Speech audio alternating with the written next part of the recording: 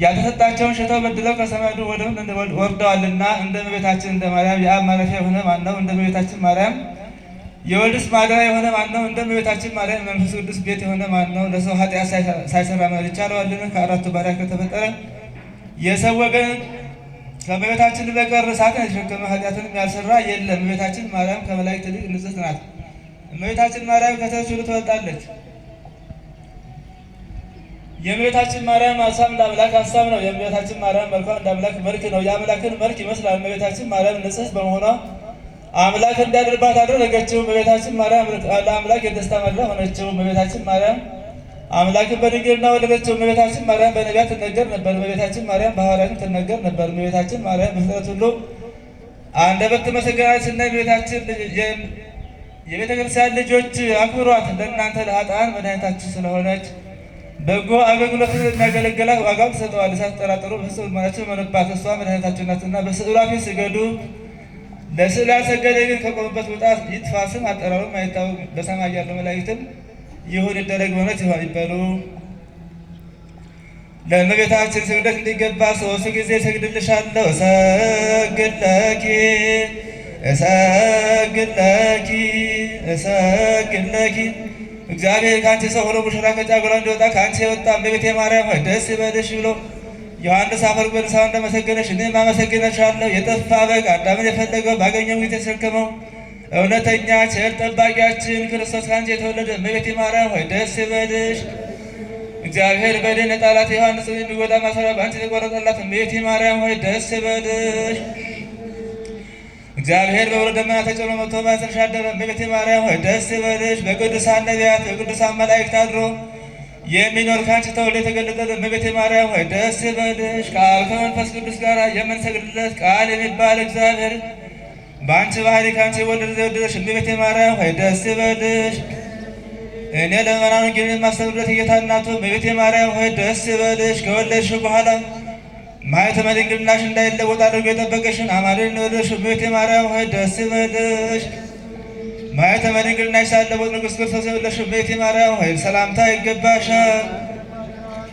ማኅተመ ድንግልናሽ ሳይለወጥ ንጉሥ ክርስቶስ የወለድሽ እመቤቴ ማርያም ሆይ ሰላምታ ይገባሻል። ልጁ መድኃኒታችንን በመውለድሽ እናትን አገልጋይን ተብለሻልና እግዚአብሔር ባሕርይሽን ባሕርይ አድርጎ ባለሟልነት አግኝተሻልና እመቤቴ ማርያም ሆይ ሰላምታ ይገባሻል።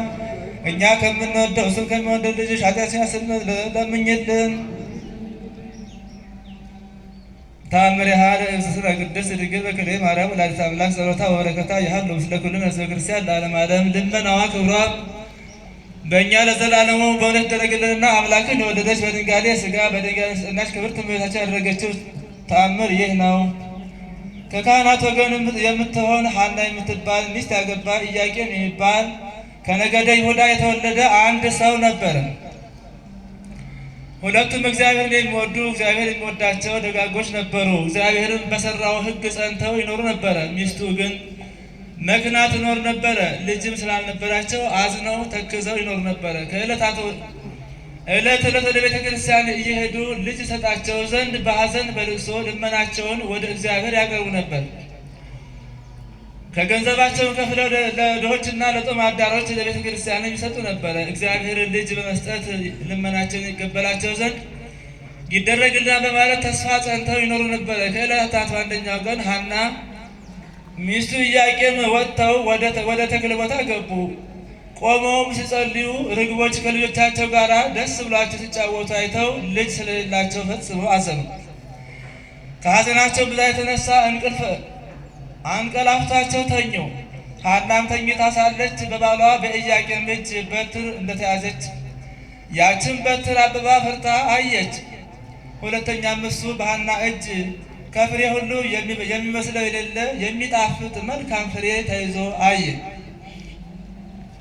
ከእንቅልፋቸውን በነቁ ጊዜ ደስ አላቸው። በመኝታቸውም ሳሉ ስላዩት ነገር እርስ በርሳቸው ተነጋገሩ፣ እግዚአብሔርንም አመሰገኑት። ከዚህም በኋላ ፈቃደ እግዚአብሔር ይሁን ብለው ወደ ቤታቸው ገቡ። ከዚህም በኋላ ሐና ጸነሰች፣ ጽንሷም ታወቀ። የሰጠኸኝን ልጅ ለእግዚአብሔር መባ አድርጌ እሰጣለሁ ብላ ለእግዚአብሔር ተሳለች። ሁልጊዜ በጾም በጸሎት ተወስና በፍጹም ደስታ ለድሆችና ለጦም አዳሮች ምጽዋትን ስትሰጥ ኖረች። ይህን ሁሉ ስላደረገልኝ ፈንታ እግዚአብሔር ምን ወሮታ አደርግለታለሁ ብላ በልቧ አሰበች። ለመስዋዕት የማይሆነውንም ምግብ ሁሉ ከመብላት ተከለከለች። ነገ ትከለከል ነበረ። ስግደትንም ታበዛ ነበር። የሰጣትንም ይጠብቅላት ዘንድ ወደ እግዚአብሔር ልመና አበዛች። ከ6 ወርም በኋላ የሐና ጽንሷ ታወቀ። የእሷ ዘመዶች የባሏም ዘመዶች በሰሙ ጊዜ ወደ እሷ ወጥተው የሕፃንነትሽ ዘመን ካለፈ በኋላ ለአንቺ የተደረገ ይህ የምንሰማው ነገር ምንድን ነው አሏት። መጽነሷንም ያዩ ዘንድ ማኅፀኗን ዳሰሱ። ዓይኗ የታወረ ከክብርት ሐና እናት ዘመዶች ወገን የአርሳባን ልጅ የምትሆን አንዲት ሴት ነበረች። ምንም ሳታውቅ ዓይኗን በዳሰሰች ጊዜ ፈጥና ዳነች። ብፅዕት ሐና ሆይ በሕፃን ይገባሻል አለቻት። ዓለም ከተፈጠረ ጀምሮ እንዳንቺ በማኅፀኑ የዕውራንን ዓይን የሚያበራ የለምና። ዘመዶቿም ሰገዱላት። ብፅዕት ሐና ከአጥቢያ ኮከብ ፀሐይ እንደሚከብር በሳቸው ላይ ከበረች። ዝናዋም በየአገሩ ሁሉ ተሰማ። ድውያንን ሁሉ ሕሙማንንም ሁሉ እያመጡ ማኅፀኗን እየዳሰሱ ይፈወሱ ነበረ። ፍጥረትም ሁሉ በማኅፀኗ ሳለ ሕሙም የፈወሰ በተወለደ ጊዜ እንደምን ያለ ይሆናል እያሉ አደነቁ። የእስራኤልም ልጆች በሰሙ ጊዜ ተሰብስበው ስለዚህ ነገር ምን እንላለን? እነሆ ኢያቄምና ሐና የእስራኤልን መንግስት አጠፋ። ሐና ጸንሳ ሳለች በማኅፀኗ ታድናለችና በእኛ ላይ ልትነግስብን አይደለምን አሉ። ከሳቸውም አንዱ ይህ ያስደንቃቸዋልን? ሙሴ እንደጻፈው በድንጋይ ወግረን እንገድላቸው ዘንድ ኑ አሏቸውና ሁሉም ተቃጠሩ። መንፈቀ ሌሊት በሆነ ጊዜ ስሙ ገብርኤል የሚባል መልአክ ከሰማይ ወርዶ በዘመድ የከበራችሁ ኢያቄምና ሐና ሆይ ተነሱ አላቸው። ሊባኖስ ወደሚባል ተራራም ወሰዳቸው። እኛን ከአርዮስ የሰይጣን ወጥመድ ታድነንና መፈራትን መወደድን የተመላች ስሟ ማርያም የምትባል በዚያ ተወለደች። ወደ ጥንት ነገራችን እንመለስና የጽንሷን ወራት በተፈጸመ ጊዜ በግንቦት 1 ቀን ከፀሐይ የምታበራ ሴት ልጅ ወለደች። የመልኳም ደም ግባት ከማር ከሰከር ይልቅ ደስ የሚያሰኛል። የመዓዛዋም ሽታ ከሽቱ ሁሉ ይበልጣል። ዘመዶቿና ጎረቤቶቿን በሰሙ ጊዜ ፈጽመው ደስ አላቸውና ተሰብስበው ወደ እሷ መጡ።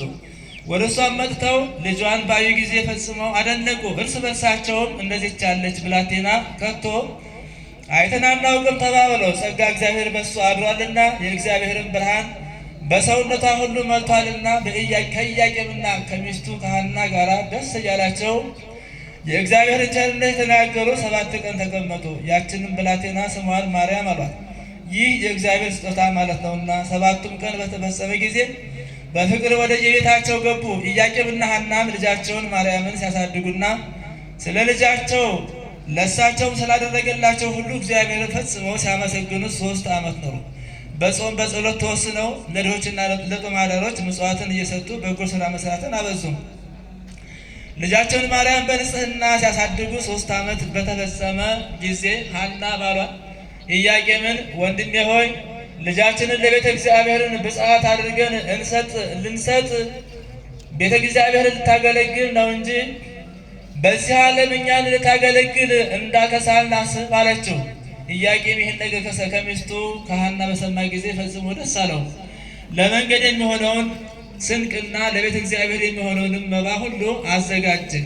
ቤተሰቦቻቸውንና ባልንጀሮቻቸውንም ዘመዶቻቸውንም ሁሉ ጠሩ። ልጃቸውን ይዘው ሄደው ወደ ቤተ መቅደስ አስገቧት። ካህናት በቤተ መቅደስ ያሉ ሁሉ በሰሙ ጊዜ እነሱን ለመቀበል ወጥተው መንፈሳዊ ሰላምታ ሰጧቸው። ኢያቄምና ሐና ሚስቱ ሐናን ልጃቸውን ማርያምንም አመሰግኗቸው። በአንብሮተ እድ ፈጽመው ባረኳቸው። እግዚአብሔር ሐዘናችሁን በእውነት ተቀብሏችኋል፣ ቸር በምትሆን በዚች ልጅም ደስ አሰኝቷችኋል አሏቸው። እመቤታችንንም ለእግዚአብሔር እናትነት የተመረጥሽ ንዕድ ክብርት ሆይ ፍቅር ይገባሻል አሏት። ታቅፈው ይዘውም በታኅሳስ 3 ቀን በእግዚአብሔር ፍቅር ወደ ቤተ ክርስቲያን አገቧት። ልመናዋ ክብሯ ለዘላለሙ በእውነት ይደረግልን፣ አሜን።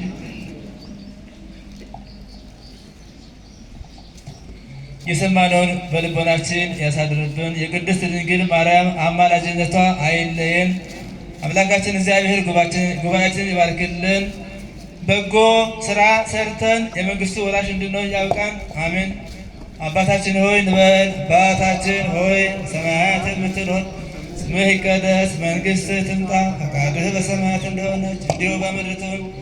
የዕለት እንጀራችንን ስጠን ዛሬ፣ በደላችንን ይቅር በለን እኛም የበደሉንን ይቅር እንደምንል፣ አቤቱ ወደ ፈተና አታግባን ከክፉ ሁሉ አድነን እንጂ መንግስት ያንተ ናትና፣ ኃይል፣ ክብር፣ ምስጋና ለዘላለሙ አሜን። እመቤታችን ቅድስት ድንግል ማርያም ሆይ በመልአኩ በቅዱስ ገብርኤል ሰላምታ ሰላም እንልሻለን። በሐሳብሽ ድንግል ነሽ፣ በሥጋሽም ድንግል ነሽ። የአሸናፊ እግዚአብሔር እናት ሆይ ሰላምታ ላንቺ ይገባሻል። ከሴቶች ሁሉ ተለይተሽ አንቺ የተባረክሽ ነሽ፣ የማኅፀንሽ ፍሬ የተባረከ ነው። ጸጋን የተመላሽ ድንግል ሆይ ደስ ይበልሽ፣ ልዑል እግዚአብሔር ከአንቺ ጋር ነውና ከተወደደው ልጅሽ ከጌታችን ከመድኃኒታችን ከኢየሱስ ክርስቶስ ዘንድ ይቅርታንና ምሕረትን ለምኝልን ኃጢአታችንን ያስተሰርይልን ዘንድ ለዘላለሙ አሜን።